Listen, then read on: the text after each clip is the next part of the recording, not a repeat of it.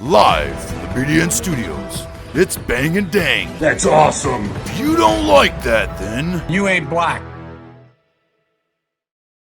Welcome back, Battles of American Civil War, which I was Bang and Dang. Continuing on, well, I'm right in the smack dab in the middle of 1864, and we got a couple Wilson-Kautz raid battles coming up, and then we have the closest that the Confederate Army got to Washington, D.C. through the whole war, and it was almost the fall of the Union right here, boys. Well, at least Washington, the capital, at least. Do you think if Washington, D.C. would have fell, it would have been the end of the war? It's not like Richmond. Richmond was like the Confederates. No. Like, obviously, you could go anywhere in the north. No. If that was going to be the case, they would have took all their armies and just demolished Lee. 250,000 versus his 110. It's got about 200,000. Army of the Tennessee was about 100 grand. Plus his. Or Lee's. They would have to go to New York, and the Confederates weren't going to New York. Maybe. There's a lot of probably pro-Confederates in New York. Yeah, but the closest ever, Jubal Early making his way towards Washington, D.C., got about within 3 miles of it, right on the outskirts. Could see the White House from his little binocular thing. So, shit's President Lincoln shaking in his top hat, as I said last episode. Right. We got the Battle of Sappony Church, first Ream Station, Monocacy, and then Fort Stevens. Sappony Church, first Ream Station, Monocacy, Fort Stevens. Before we get into that, go check out our YouTube app, Bang Dang Network.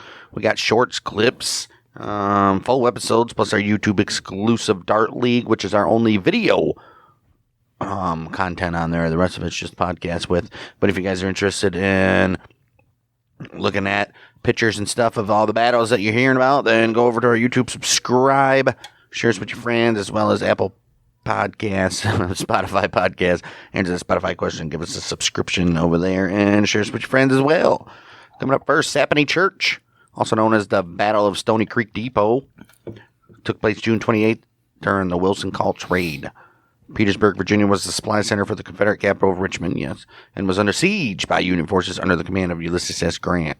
Petersburg was supplied by rail along 3 remaining lines, which was the Richmond and Petersburg Railroad, the South Side Railroad, what represent, bitch, which reached to Lynchburg in the west, and then the Weldon Railroad, which also was called the Petersburg and Weldon Railroad, which led to Weldon, North Carolina. Makes sense. Plus, the Confederacy's only remaining major port it led to in Wilmington, North Carolina. Yeah, that's the only port they have. Jeez, dude. Why didn't you shut that down? Idiots. 22nd of June, 1864. President Grant, well, now General Grant, dispatched a 3,300-strong cavalry unit under command of Brigadier General James Wilson and August Kautz. They sent them to cut the rail lines. Mm-hmm. This led to a series of raids that destroyed 60 miles of rail track, culminated in the Battle of Staunton River Bridge on 25th of June. Just our last episode. Where the raiders were defeated and began a retreat back to Union positions. Ooh. Since the outset of the raid, the Union force had been pursued by Confederate General Rooney Lee. Major General Rooney Lee.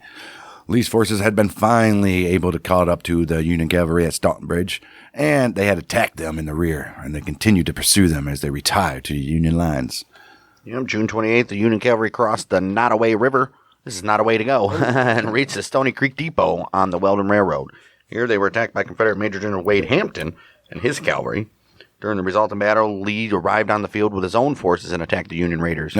By nighttime, Kautz and Wilson ordered their forces to fall back in an attempt to reach Ream's railroad station to the north. During the retreat, a large number of slaves who had been accompanying the Union forces were left behind. You ain't coming with us. You're holding us back, guys. Wow. Hey, jeez. Take one for the team. We're freeing the rest of your family, right? Right. Right. Oh, wow. And that, what a failure that was. That fallback to Ream's station is directly our next battle. Wow.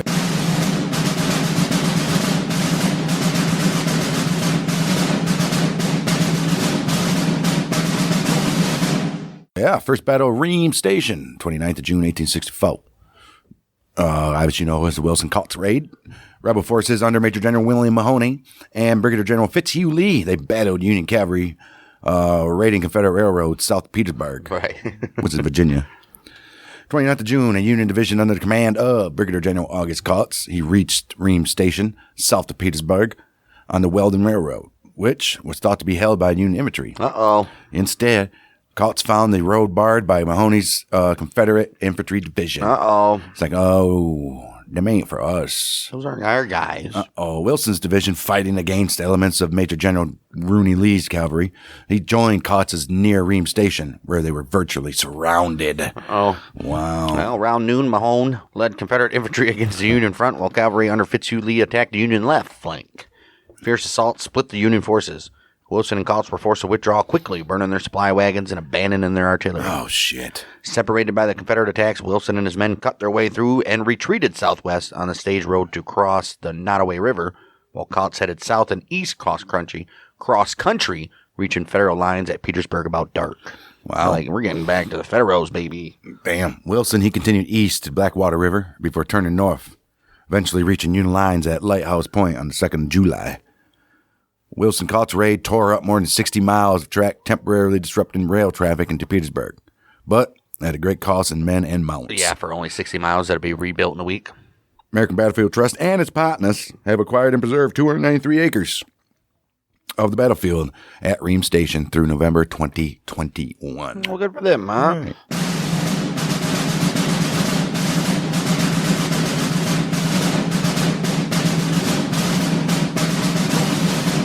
Which is going to lead us to the first of two Jubal Early assaults going towards Washington. First one is Monocacy, which fought July 9th. It was about 6 miles from Frederick, Maryland, as part of the Jubal Early's invasion of the North. May and June, as part of the Valley campaigns of 1864, Ulysses S. Grant planned a coordinated movement of troops against Confederates in Virginia. It was during this campaign that Lieutenant Jubal Early's Confederates defeated Union forces to open a path to Washington, D.C. Oh, shit. After skirmishing with Major General David Hunter's men outside Lynchburg on June 17th and 18th, a couple episodes ago, Early increased his forces to nearly 16,000 men and continued to Martinsburg, West Virginia. Uh-oh, right, row. Outnumbered Union troops evacuated the town. June 19th, small Union force at Harper's Ferry, West Virginia, burned the bridge across the Potomac. Grant reacted to Early's raids at Martinsburg and Harper's Ferry by dispatching 2 brigades, about 5,000 men from the 3rd Division of the 6th Corps. Brigadier General James Ricketts, he commanded that shit. He was like, you go from City Point, Virginia, and go up to Harper's Ferry, and you do that on the 5th of July. Until Union troops arrived to defend Washington, the only Federal force between Early and Union capital was a 2,300-man force, mostly 100 Days men under the command of Major General Lew Wallace. Oh, Lew Wallace. Wasn't he like a governor? Something like that. Lew Wallace? Right. What's 100-day men? That's all they have left. Better remember the 100 Days campaign? All right. That was some guys from that. At the time, Wallace, who would become later known as the author of Ben-Hur, was in command of the Union's Middle Department of the 8th Corps, based in Baltimore. Few of Wallace's men had battle experience. Although Wallace had experience as a battlefield commander, having been the Union Army's youngest major general at the time of his promotion, his military career faltered after he was blamed for the high casualties taken on the first day at the Battle of Shiloh. Yeah. In the meantime, agents of the Baltimore and Ohio Railroad at Cumberland, Maryland, and Harper's Ferry reported sign of Early's advance on June 29th. John W. Garrett, the president of the railroad and a Union supporter, passed this intelligent, and subsequent reports reached Wallace July 3rd. It's like, hey, check this shit out, boy. They're coming. Garrett was concerned about protecting a railroad bridge at Monocacy Junction, which was in Maryland, where it crossed the Monocacy River. The bridge was very important to rail connections at Harper's Ferry and points farther west. So Wallace agreed to bring a force to Monocacy to protect this. 3rd of July, acting on his own without orders from superiors or informing them of his intentions, Wallace, he dispatched Brigadier General Eustace Tyler and men from the 1st Maryland and the 3rd Maryland Infantry, the Potomac Home Brigade. And he's like, you guys, you go to Monocacy Junction to establish defensive positions, please. He's like, I'm not waiting around for all these, all this upper command bullshit. I'm doing it on my own because that's going to be stake of the Union, right? Send your guys this way. They're already there. Well, after Garrett's agents reported the Confederate attack to Harper's Ferry, Wallace relayed the information to Henry Halleck, then ordered his brigades at Baltimore to be ready to move. Wallace departed for Monocacy Junction on July 4th to assess its defenses. Uncertain whether Baltimore or Washington was the Confederate objective, Wallace knew he had to delay their approach until reinforcements could reach either city. Wallace saw Monocacy Junction, also called Frederick Junction, 3 miles southeast of Frederick, as the most logical point to defend Baltimore and Washington. Right. I mean, makes from sense. here, they got to go either here or there, so. One of the places. A plain extended north and west from the river at Monocacy Junction to the Catoctin Mountains, 6 miles away. From Monocacy Junction, the B&O Railroad's bridge crossed the river at the foot of a bluff. And it wasn't bluffing, they actually crossed there. A wooden bridge provided the Georgetown Pike access to Washington across the Monocacy River. A short distance downriver, while a stone bridge took Baltimore Pike across the Monocacy 2 miles upriver. Right. 2 blockhouses, one near the junction and another on the bluff above the railroad bridge, it provided additional protection. A 24-pound howitzer was installed at the blockhouse on the bluff. All right. Well, if Wallace could stretch his force across 6 miles up of the stream to protect both turnpike bridges, the railroad bridge, and several river fords, he could force Early to disclose the strength and objective of the Confederate force and delay him as long as possible. Right. Initially, Wallace's forces along the river at Monocacy Junction consisted of Tyler's brigades and a cavalry force of 230 troopers from the 8th Illinois Cavalry Regiment commanded by Lieutenant Colonel David Clendenin. That's the first time hearing that guy's name, huh?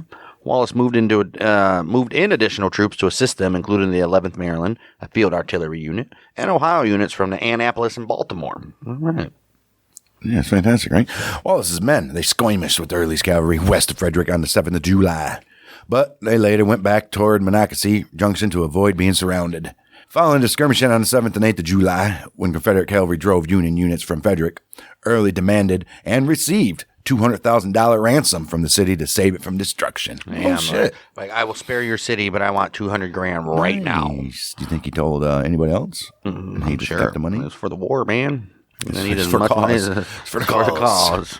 Wallace's prospects improved when the word arrived that the first contingent of the 6th Corps troops, commanded by Ricketts, had reached Baltimore. Although they were originally ordered to travel by rail to Harper's Ferry, Ricketts and about 3,000 of his men arrived at Monocacy Junction, where Wallace stopped them on the evening of the 8th of July. Ricketts agreed to remain at Monocacy to assist Wallace. He's like, yeah, we should stay here because what's it going to do for me going to Harper's Ferry for nothing? Right. Well, when Wallace informed Halleck that the Confederates were threatening the road to Washington, Halleck wired Grant to send reinforcements to the capital. The Union troops at Monocacy Junction would have to delay Early's troops, who were within 2 days' march of Washington. Woo. Saturday, July 9th, the combined forces of Wallace and Ricketts, about 6,800 men, were positioned at the bridges and the fords of the river. The higher elevation of the river's east bank formed a natural breastwork for some of the men, while Tyler's brigade occupied the 2 blockhouses and trenches his soldiers had dug near the bridges. Should be a decent little defensive position. Should be. Ricketts's division occupied the Thomas and Worthington farms on the Union left, using the fences as breastworks. Damn Probably right. those stone fences. Right. Confederate troop estimates range from 14 to 28,000 men, nearly double the size of the Union. Ooh-wee. Crazy. Oh, my, oh, my, oh, my.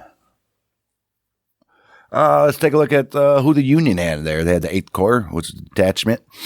Major General Lewis Wallace. They had the 1st Brigade. Brigadier General Orestes Tyler commanded that sumbitch. Cavalry under Lieutenant Colonel David R. Clendenin. Sweet Clendenin. Bow, bow, bow. You had the 6th Corps, which is the 3rd Division under Brigadier General James Ricketts, which had the 1st Brigade under Colonel William Truex and Colonel William Emerson. And 2nd Brigade had Colonel Matthew McLennan. Oh. These Clennons. Well, let's take a look at the old Confederates. Oh, look at me kind of doing the Confederates now. We got the Army of the Valley, obviously commanded by Jubal Early, and then we had Breckinridge's Corps commanded by Major General John Breckinridge. We haven't seen that Breckinridge guy in a while. Right. Oh, we had Gordon's division commanded by Brigadier General John B. Gordon, who consisted of Evans' brigade, which was clearly Brigadier General Clement Evans, who was wounded, but being operated by Colonel E.N. Atkinson right now. Consolidated Louisiana Brigade as well by Brigadier General Zebulon York. Terry's Consolidated Virginia Brigade by Brigadier General William Terry. Makes sense. Then we had Breckinridge's division, who was commanded by Brigadier General John Echols. We had his own brigade, commanded by Colonel George Smith Patton. Oh, look at that. Wharton's brigade, commanded by Brigadier General Gabriel Wharton. Smith's brigade, commanded by Colonel Thomas Smith. Vaughn's brigade by Brigadier General John Vaughn. Oh, we got a lot of guys on there, huh? Yeah. And then we have Rhodes's Corps, who was commanded by Major General Robert E. Rhodes, the division of Rhodes's division. Major General Robert E. Rhodes commanded that as well. We have brigades of Grimes's brigades. Brigadier General Brian Grimes. He was absent and wounded. Cooks's Brigade, Brigadier General Philip Cook. Cox's Brigade, Brigadier General William Ruffin Brigadier General William Ruffin Cox. Battles Brigade, commanded by Colonel Samuel Pickens. And we have Ramsor's Division, Major General Stephen D. Ramsor. In it has Lilly's Brigade of Brigadier General Robert Lilly. Johnson's Brigade of Brigadier General Robert Johnson. Lewis's Brigade of Brigadier General William Lewis. Then we have some artillery reserve. Oh, wow. The Chief of Artillery here is Armistead Long, Brigadier General. In that, we got the Division of the Artillery Division. Lieutenant Colonel J. Floyd King commands that, with the battalion of Nelson's Battalion. Lieutenant Colonel William Nelson. Braxton's Battalion. Lieutenant Colonel Carter Braxton. Is that? No, that's Braxton Bragg. Right. McLaughlin's Battalion. Major William McLaughlin. Then we got some cavalry. Robert Ransom commanding this one. He's got McCausland's Brigade by Brigadier General John McCausland. Johnson's Brigade, commanded by Brigadier General Bradley Tyler Johnson. And Bowden's Brigade, commanded by Brigadier General John M. Bowden and Colonel George Smith. Holy shit! Man, usually the old Union had all that Why shit. does Confederate have so much? Wow, Wallace's objectives for the battle were very simple. Keep the road to Washington secure as long as possible and maintain a line of retreat for his men. 9th of July, between 9 and 10 a.m., Confederate Major General Stephen Dotson Ramsor's division encountered 3,500 of Ricketts' men along the bluffs overlooking the bridge where the Georgetown Pike crossed the river. While Major General Robert Rhodes' division clashed with Tyler's brigade, who was guarding the Baltimore Pike and the stone bridge across the river, Clendenon's Union cavalry was downstream watching the river. Hey, buddy, look at this river. That's so nice. Prisoners taken there in phase told the old Rebs that the entire 6th Corps was present, which seemed to have heightened the Confederates' caution, and they did not initially press their numerical advantage. Good for you, prisoners. Right.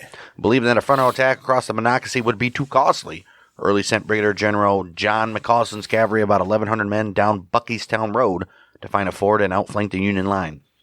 McCausland crossed the Monocacy below the McKinney-Worthington Ford, about a mile downstream from the Georgetown Pike Bridge, and attacked Wallace's left flank. Due to the rolling terrain, McCausland's men did not notice that 4 regiments of Ricketts' veteran troops had taken a position along a fence separating the Worthington and Thomas farms. Uh-oh. Don't see any of these guys there. They're about to get you. About to get you good. Consequently, the Union line was able to fire a single volley, and that destroyed McCausland's front line and panicked the remaining Rebs. McCausland rallied his brigade and launched another attack, but was unable to break the Union line and retreated. When the cavalry could not break the Union flank on its own, Early sent Major General John Gordon's infantry across the ford to assist in the attack. Gordon launched a 3-pronged attack with 3 brigades against Ricketts' center and both flanks. Ricketts' right flank was pushed back, allowing the old rebels to enfilade into the Union line. Pressure from Ramsor's attack on the Union center and Confederate artillery fire from across the river kept Wallace from reinforcing Ricketts' men. Unable to hold the Union line, Wallace ordered a retreat towards Baltimore, leaving Tyler's brigade holding the stone bridge with a small force of men. Oh, shit. Clendenon's cavalry remained 5 miles south on the Georgetown Pike as a rear guard. Rhodes's Confederate troops made one final push to capture the stone bridge about 6 p.m., but most of the Union troops were already headed towards Baltimore. At the end of the day, the outnumbered Union forces had withstood 5 attacks before they were forced to retreat. That's pretty damn good. Look at them, holding them up, man. Late afternoon, July 9th, following the northernmost Confederate victory of the war, the Federals were retreating toward Baltimore, leaving behind more than 1,294 dead, wounded, or captured. Jeez. Early's army had won the field at Monocacy, but at the cost of an estimated 7 to 1,000 men killed, wounded, and the losses of a day's march. I think that's more important. Right. Wallace telegrammed Halleck that his forces fought until 5 p.m., but the old Rebs, which he estimated at 20,000 men, had overwhelmed them and forced them into a retreat. One critical objective had been accomplished, though. The Union troops at Monocacy Junction had delayed Early's advance in Washington a full day. I'm trying to get those reinforcements there. Well, after hearing of the retreat, Grant, exercising his powers as General-in-Chief, put Major General E.O.C. Ord in command of Wallace's troops. Wallace did not learn that he had been replaced until July 11th after his forces reached Baltimore. However, he still retained responsibility for the administration of the Middle Department. When government officials became aware of the efforts that Wallace and his men had made to save Washington, the situation changed. Wallace was restored to full command of the 8th Corps and the Middle Department on July 28th. Look at that shit. Grant, you idiot. Grant, you retreated? No. With Wallace's retreat to Baltimore, the road lay open to Washington. Yeah. 10th of July, the old Rebs began the march toward the Union capital. Midday on Monday, 11th of July, Early arrived at Fort Stevens, from where he could see the dome of the U.S. Capitol through his glasses. with his troops. He's like, it's been a long time since I've seen you, Right. or if at all. I'm sure he has. Right, with his troops straggling behind him, exhausted from the heat and a long march, Early decided to delay the attack on the fort until 12th of July. Although artillery exchanges and skirmishes occurred on the 11th of July, prior to the full-scale attack, Early was too late. Sure was, because the 6th Corps, the Union troops that Grant had dispatched to Washington, had already arrived and was prepared to defend the city. The Confederate infantry, reduced to 8,000 men, was unable to continue. By July 14th, Early had crossed the Potomac at White's Ferry into Virginia. We marched into the line of battle into a peach orchard in the into a peach orchard in front of Fort Stevens. In Virginia? And here the fight began. For a short time, it was a warm work, but as the president and many leaders were looking at us, every man tried to do his best. Without our help, the small force in the forts would have been overpowered.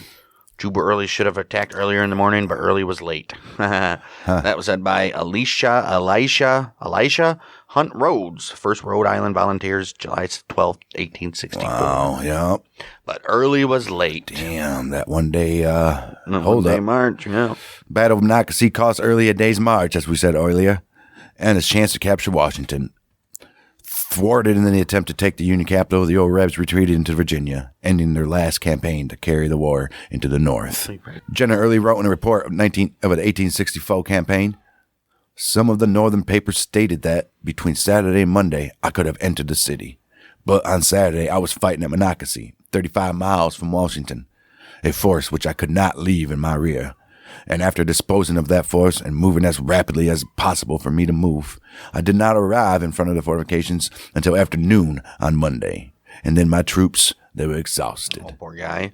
Grant assessed Wallace's delaying tactics at Monocacy in his memoirs. He says if Early had been out one day earlier, he might have entered the capital before the arrival of the reinforcements I had sent. General Wallace contributed on this occasion by the defeat of the troops under him, a greater benefit to the cause than often falls to the lot of a commander of an equal force to render by means of a victory. Oh, look at that shit. But you were ready just to throw his ass aside and replace him, weren't you, you drunk bastard? Late July, Wallace gave orders to collect the bodies of the dead and bury them on the battlefield. He came back. Right. No matter how stank-ass that battlefield was. Ooh, he also proposed a monument to be erected on the site with an inscription that would read this: "These men died to save the national capital," and they did save it. Good for them. Wallace's proposed monument was never built, though, but 5 others were erected in honor of those who died in the battle. Oh, good for them, huh? The battlefield remained in private hands for more than 100 years before portions of it were acquired in the late 70s to create the Monocacy National Battlefield. The park was dedicated July 1991. 5 monuments, like we said, erected, including tributes to Union troops from New Jersey, Vermont, and Pennsylvania, as well as the Confederate force who fought in the battle. Oh, look at that. Oh. The American Battlefield Trust and its partners have acquired and preserved 445 acres of the battlefield as of mid-2023. Oh, that's nice. The American independent film, No Retreat from Destiny, The Battle That Rescued Washington, is a 2006 docudrama about the battle. Huh. It is this battle is featured in the novel Valley of the Shadow in 2015 by Ralph Peters as well. No shit. Good for you, Ralphie. Well, look at that. The Union finally did something this episode. Well, did they though?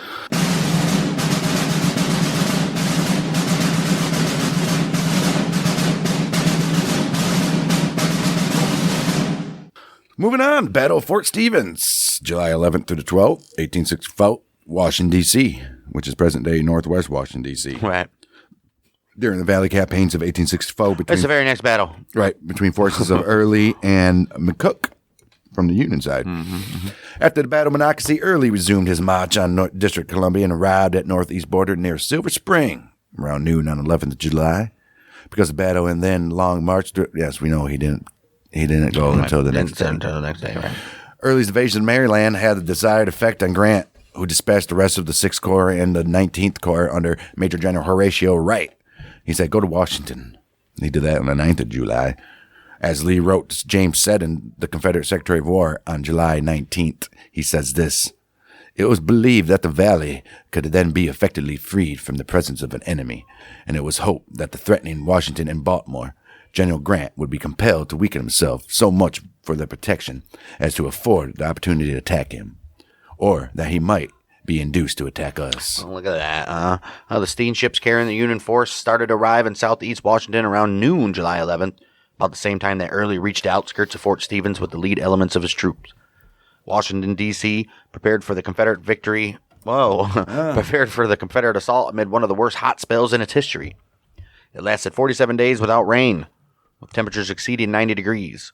The U.S. Congress and prominent residents left town to escape the heat as much as the impending Confederate advance. However, Lincoln remained near the city, staying with his family at the Soldiers' Home in present-day Northwest Washington. Look at that. All right. Although a steamer waited on the Potomac to evacuate them if the situation became dire.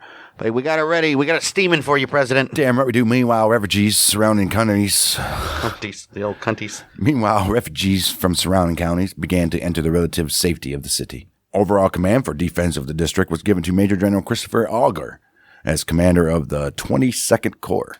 Major Generals Quincy Gilmore and Alexander McCook commanded the northeast sector and the reserve post at Blagden Farm, respectively.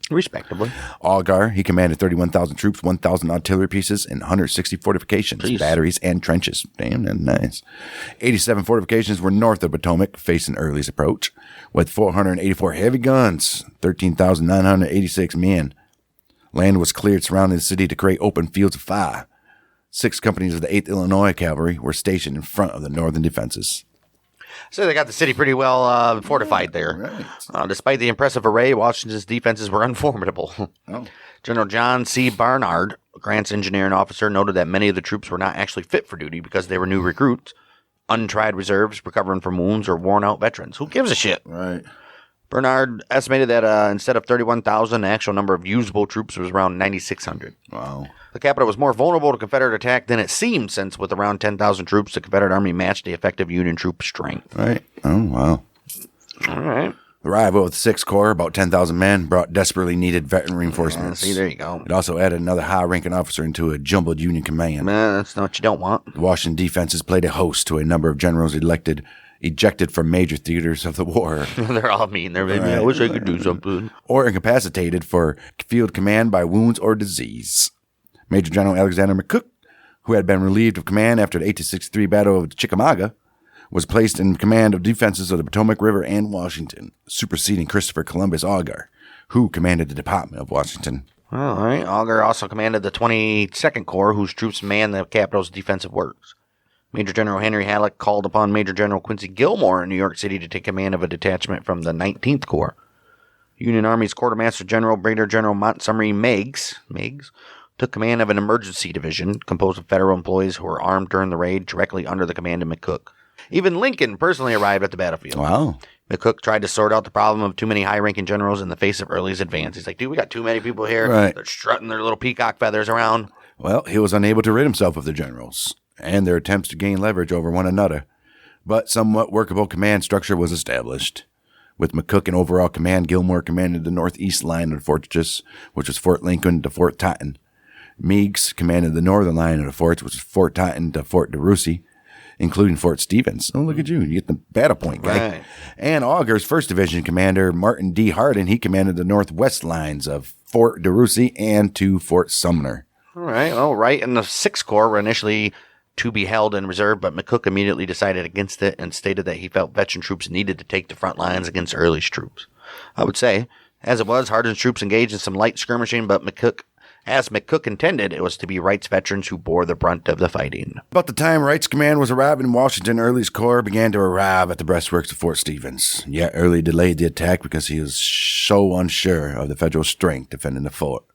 Much of his armies was still in a transit to the front as well, and the troops he had were exhausted due to the excessive heat and the very fact that they had been on the march since June 13th. All right. Additionally, many of the Confederate troops had looted the home of Montgomery Blair, the son of the founder of Silver Spring, Maryland. They found barrels of whiskey in the basement of the mansion, called Blair Mansion, and many troops were too drunk to get get a start in the morning. This allowed for the further fortification by Union troops. These motherfuckers all hungover, sleeping in and shit. What a bunch of... Or even more drunk since they're all like dehydrated and shit. Oh, wow. Sad. Around 3 p.m., with the bulk of their force present, the Confederates commenced skirmishing, probing the defense maintained by Brigadier General Martin Hardin's division of the 22nd Corps, with a line of skirmishers backed by artillery. Near the start of the Confederate attack, the lead elements of the 6th and 19th Corps arrived at the fort, reinforcing it with battle-hardened troops. The battle picked up around 5 p.m. when Confederate cavalry pushed through the advanced Union picket line. Union counterattack drove back the Confederate cavalry, and the two opposing lines confronted each other throughout the evening with periods of intense skirmishing. Oh. Wow. The Union front was aided by artillery from the fort, which shelled rebel positions. destroying many houses that the rebel sharpshooters used for protection.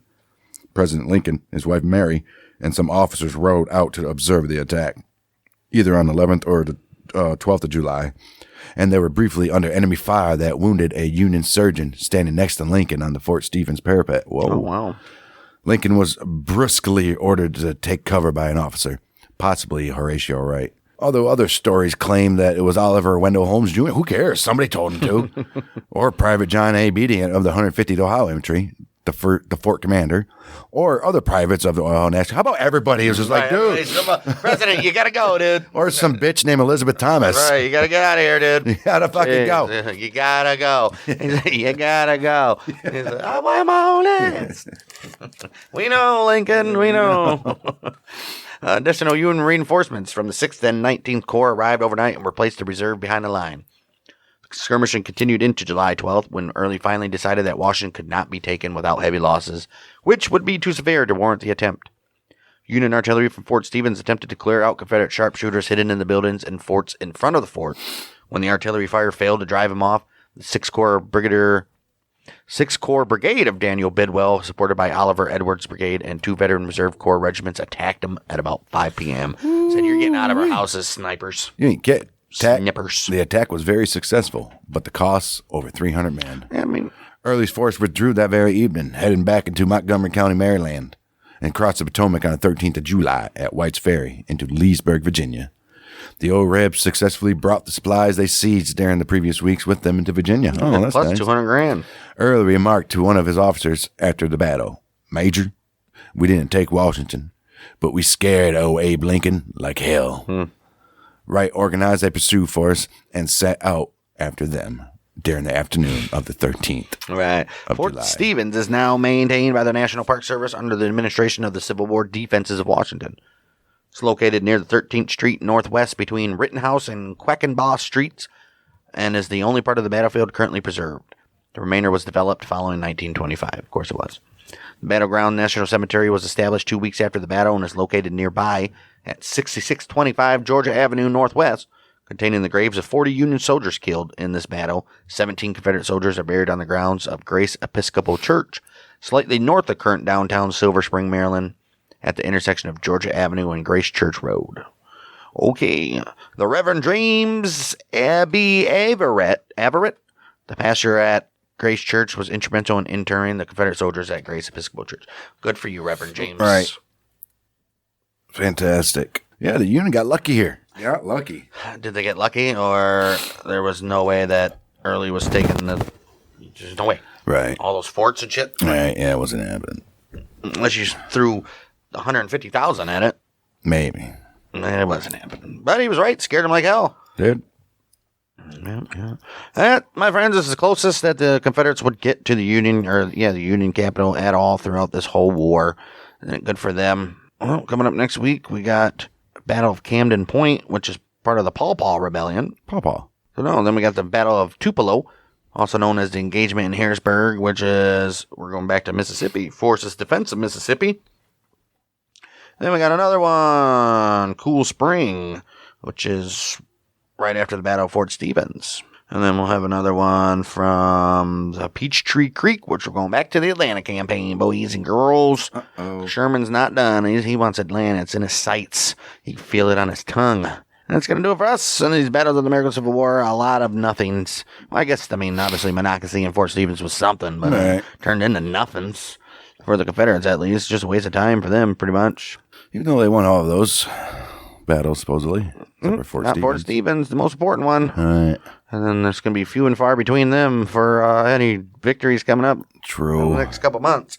But, we got a lot more Virginias, a lot more Georgias Georgia! coming up before we hit August. We still got a lot left in 1864. There's a lot of battles here coming up. Reminder, go check out our YouTube at Bang Dang Network. Shorts, clips, full episodes, plus our YouTube exclusive Dart League. Apple, Spotify, give us a review. Share us with your friends. Answer that Spotify question. We'll be back next week for more battles of the American Civil War. We are the Mother Michiganders. Bang Dang.